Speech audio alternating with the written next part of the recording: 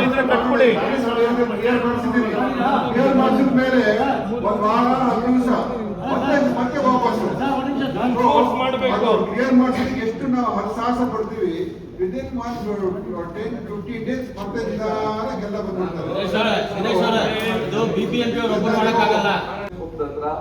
Abandon vehicles ವಿಚಾರ mislead ಇದೆ. ಅದೇನ್ ಮಾಡ್ತಾ ಇದ್ದಾರೆ, ಅಲ್ಲಿ ಯಾಕೆ ವೆಹಿಕಲ್ ಹೋಗ್ತಾ ಇಲ್ಲ ನನಗಂತೂ ಗೊತ್ತಿಲ್ಲ. ಇದೇ ಹಾಕಿದ್ದಾರೆ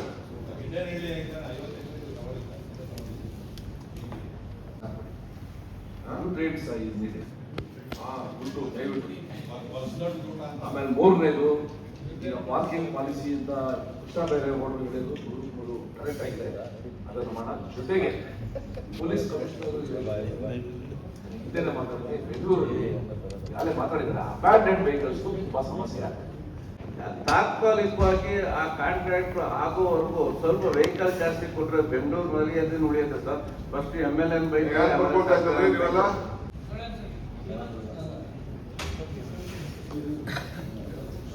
ಓಕೆ ಮೆಟ್ರೋದವ್ರಿಗೆ ಇದನ್ನ ಪಾರ್ಕಿಂಗ್ ಜಾಗ ಕೊಡಕ್ಕೆ ಮಾಡಬೇಕು.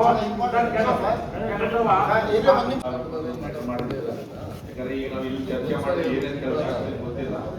ತಲಾ ವಾರ್ಡ್ಗೆ ಮಿನಿಮಮ್ ಒಂದು 10 ಕೋಟಿ ರೂಪಾಯಿ ತರ ಕೊಟ್ರೆ ನಾವಲ್ಲಿ ಕೆರೆಗಳು ಪಾರ್ಕ್ಗಳು ಎಲ್ಲ ಮೇಂಟೆನೆನ್ಸ್ ಇಲ್ದಂಗೆ ಆಗೈತೆ ಸರ್. ದಯವಿಟ್ಟು ಒಂದು 10 ಕೋಟಿ ಅಂತ ಹೇಳಿ ನಾವು ಬಿಟ್ ಮಾಡ್ಕೊಳ್ಬೇಕು ಸರ್. ಅವ್ರಿಗೆ ಈಗ ಜಾಗ ಕೊಡಿ ಅಂದ್ರೆ ಏನೇನು ಕೊಡೋಣ, ಜಾಗನೂ ಇಲ್ಲ practically. But arterial sub arterial roads ಅಲ್ಲಿ ಇಡಬಾರ್ದು ಅಂತೇಳಿ ಇಂಟೀರಿಯರ್ ರೋಡ್ಸ್ ಅಲ್ಲಿ ಅವೆಲ್ಲನ ಇಟ್ಕೊಳ್ಳಿ.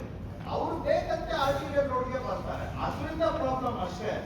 ಥ್ರೂ ಫೇರ್ಸ್ ಬಿಟ್ಟು ಬೇರೆ ಎಲ್ಲಾದ್ರೂ ಇಟ್ಕೊಳ್ಳಿ ಅಂತ ಮಾಡಿ, ಅವಾಗ ಅವ್ರಿಗೂ ನಾವೇನು ಅವ್ರಿಗೂ ಒಕ್ಕೇಪಿಸ್ತಾ ಇಲ್ಲ.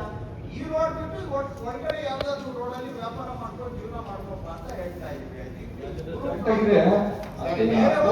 ಹೇಳಿದ್ದು 3 ಪಾಯಿಂಟ್ ಗೌರ್ಮೆಂಟ್ ಏನು ತಪ್ಪು ಮಾಡಿದೆ, ಆದ್ರೆ ಬ್ಲೇಮ್ ಎಲ್ಲ ಗೌರ್ಮೆಂಟ್ಗೆ ಬರ್ತಾ ಇದೆ.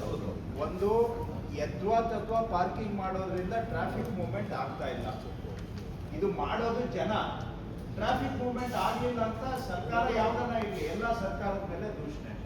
ನಾವು ಕರೆಕ್ಟ್ ಆಗಿ ಪಾರ್ಕಿಂಗ್ ಅನ್ನ ಏನಾದ್ರೂ ರೂಲ್ಸ್ ಮಾಡಿ ಎನ್ಫೋರ್ಸ್ ಮಾಡಿದ್ರೆ ಪೀಕ್ ಅವರಲ್ಲಿ ಟ್ರಾಫಿಕ್ ಮೂವ್ಮೆಂಟ್ ಆದ್ರೆ ಆಟೋಮ್ಯಾಟಿಕಲಿ ಟ್ರಾಫಿಕ್ ಪ್ರಾಬ್ಲಮ್ ಅರ್ಧ ಸಾಲ್ವ್ ಆಗುತ್ತೆ. ಇವತ್ತು ನಾವು ಮಾಡ್ತಾ ಇರೋ ರೋಡ್ಗಳೆಲ್ಲ ಪಾರ್ಕಿಂಗ್ ಹೋಗ್ತಾ ಇದೆ.